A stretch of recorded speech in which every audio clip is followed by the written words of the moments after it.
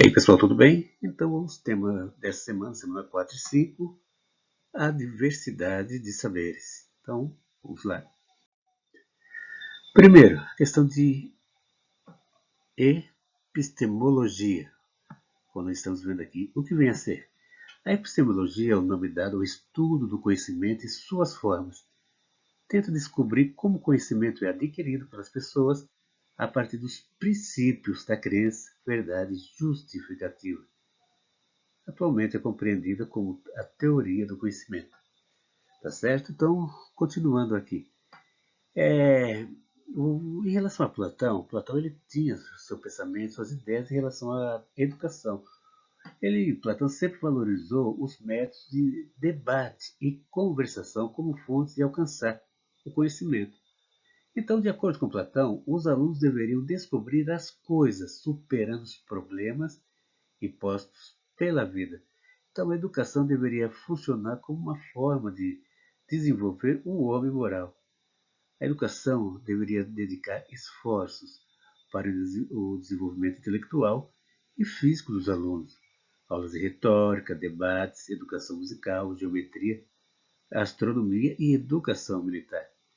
Então, para os alunos de classes menos favorecidas, Platão dizia que deveriam buscar o trabalho a partir dos 13 anos de idade.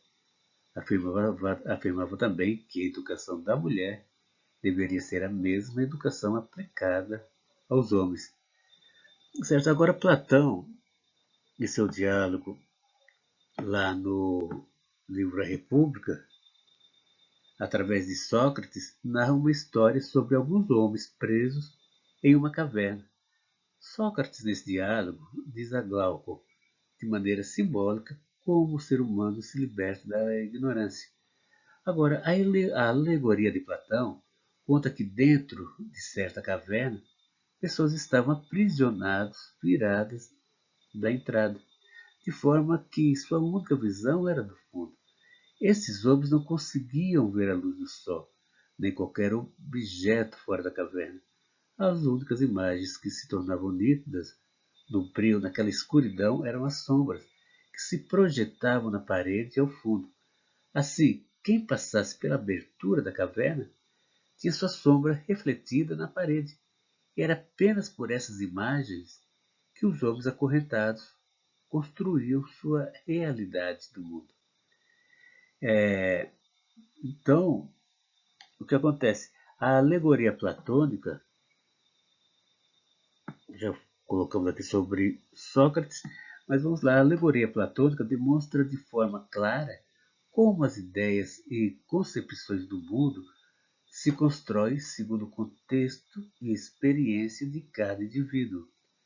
Então, desta forma, a construção de realidades de cada pessoa e, consequentemente, de cada grupo social se forma mediante a percepção do mundo ao seu redor. Essa percepção, invariavelmente construída de forma espontânea, acarreta uma distorção entre o entendimento da realidade e a formação simbólica do mundo. Tá certo? Mas vamos lá, pessoal, aqui algumas descrições da simbologia quanto à caverna. No caso, os prisioneiros. Os prisioneiros, quem são eles? Na realidade, são homens comuns, homens como nós, que vivemos em nosso mundo limitado, preso, muitas vezes em nossas crenças costumeiras.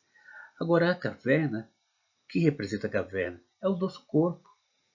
Na realidade, são os nossos sentidos, fonte de um conhecimento que, segundo Platão, é errôneo, é enganoso. É o conhecimento sensível. Tá certo? Muitas vezes está envolto as muitas paixões, e nesse sentido, segundo Platão, como Platão mesmo fala, não podemos confiar nesse tipo de conhecimento. Agora, as sombras na parede e os ecos na caverna. Sombras e ecos nunca são projetadas exatamente do modo como os objetos os ocasionação. É porque a sombra, na realidade, ela não vai refletir a realidade da maneira como é o real. Geralmente a sombra, ela vem de uma certa forma, vamos falar assim, danificada, o tanto quanto deturbada, desconstruída, vamos falar assim, tanto desconstruída em relação ao que é real. Entende? Então, o que é nos passado por intermédio de sombras são as ilusões, são as fake news, né? Então, agora a saída da caverna significa buscar o conhecimento verdadeiro, é sair da ignorância. Agora, a luz solar, que o prisioneiro, esse que sai da caverna e vai em direção a fora dela, essa luz que ele vê, essa luz que o incomoda a princípio, porque ele não estava acostumado com a luz e sim com as trevas. Então, essa luz que ofusca a visão do prisioneiro, liberto, e o coloca em uma situação de desconforto, é o conhecimento verdadeiro, a razão e a filosofia. Agora, podemos pensar o seguinte: como podemos sair da caverna? Certo? Então, na alegoria de Platão, como observamos, não temos acesso à realidade, apenas às sombras, apenas imagens refletidas na parede, ou seja, a distorção do real. Aí, novamente, eu falo, mas como sair da caverna? A partir de quê? Da autonomia. Esse é o primeiro passo para que possamos sair da caverna que vivemos. O que vem a ser a autonomia. Inclusive, a autonomia, o ser autônomo, ele é muito estudado na filosofia. Vários pensadores se debruçam contra essa questão do ser autônomo. Agora, o que é isso? Filosoficamente, o conceito de autonomia confunde-se com o de liberdade. Por quê? Porque consiste a autonomia na capacidade de um indivíduo tomar as próprias decisões com base na razão. No caso, o indivíduo não é condicionado a agir, entende? Ele não é determinado, não é obrigado a agir, mas sim impulsionado por uma autoexigência. Então isso parte de uma forma natural dele mesmo, essa ação que é questionadora muitas vezes. Entende? Então, o que acontece? Vivemos hoje no mundo, numa sociedade, em que muitas vezes as pessoas têm preguiça de pensar. Tem preguiça ou é incapaz de formar uma opinião. Costuma-se, geralmente, seguir a opinião de um outro. Ou seja, ela não pensa por si, ela vai pensar por outro. Então, o seu pensamento, aquilo que ela opina, daquele seu ponto de vista, geralmente não foi construído por ela, mas sim por uma outra pessoa. Ela simplesmente vai repetir aquilo, ela vai seguir aquilo. Mas por quê? Porque é pessoas que vão sempre precisar ser tutoradas. O que é ser tutorada? Sempre ter alguém que pense por ela. Inclusive, no conceito de esclarecimento, Kant afirma que é o seguinte, é, o que é o esclarecimento? É a saída do homem de sua minoridade. O que é essa minoridade?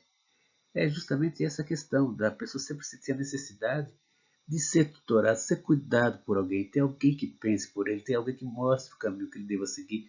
Entende? Então, todas as opiniões dessas pessoas não é formada em cima daquilo que ela acredita, mas sim em cima daquilo que o outro acredita. E essa minoridade, o que é que ela, o que vem a ser ela? O que produz tal minoridade, segundo Kant, é o próprio homem, que não consegue sair da sua condição medíocre e tomar coragem de servir-se de si mesmo, sem necessidade de ajuda de alheios. Então, para Kant, é isso. Você sair da minoridade e procurar formar suas opiniões, porque, caso contrário, você vai continuar sempre vivendo das sombras projetadas na parede, sempre vivendo de uma realidade ilusória. Certinho? Então vamos lá para a próxima. Vamos aqui a questão de empirismo e racionalismo. Vamos começar aqui por racionalismo. Podemos afirmar que a revolução científica ocorrida entre os séculos XVI e XVII quebrou muitos paradigmas na história da filosofia ocidental. Galileu Galilei, por exemplo, demonstrou por meio da experiência que tudo o que afirmaram pensadores antigos a respeito da Terra ser o centro do universo não passava de um grande engano. Antes de Galileu, inclusive, essa teoria era incontestada, sobretudo porque, além dos pensadores, a Igreja era a mais interessada em manter suas convicções acerca de tudo isso. Então, para ela, a Terra era plana e se encontrava no centro do universo, o que acabou sendo definitivamente descartado a partir de quando? Das experiências de Galileu. Então, juntamente com a Revolução Científica, a partir do século XVII, surgem duas escolas filosóficas de substancial importância para demonstrar o quanto o ser humano, de logo após o Renascimento, passara a se preocupar com a busca do conhecimento. Então, referimos-nos ao racionalismo e ao empirismo, sendo que a primeira defendia a busca do conhecimento por meio da razão, enquanto a segunda defendia a busca do conhecimento por meio da experiência e dos sentidos. Tá certo? Então vamos lá. O que é racionalismo? O racionalismo é a tentativa de orientar o ser humano a alcançar a verdade através da razão, tratando-se aqui de uma razão metódica, explicativa, que consiga demonstrar por quê e como se chegou a determinadas conclusões. O racionalismo, portanto, é como se fosse o esforço de se organizar a consciência, a ponto de se afirmar que ela pode realmente conhecer algo de maneira segura e concreta. Então, dessa escola podemos destacar entre os seus dois principais pensadores ou representantes, o René Descartes e o Baruch Spinoza. Agora vamos lá, quanto ao empirismo.